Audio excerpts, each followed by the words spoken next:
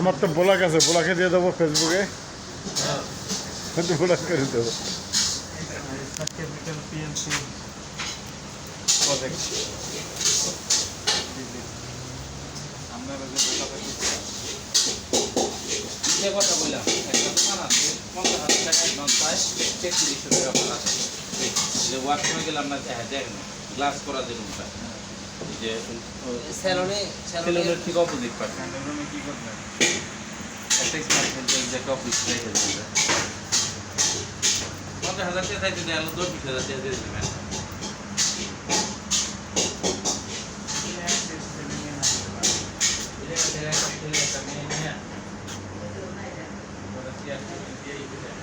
পরে দেখা যাবে।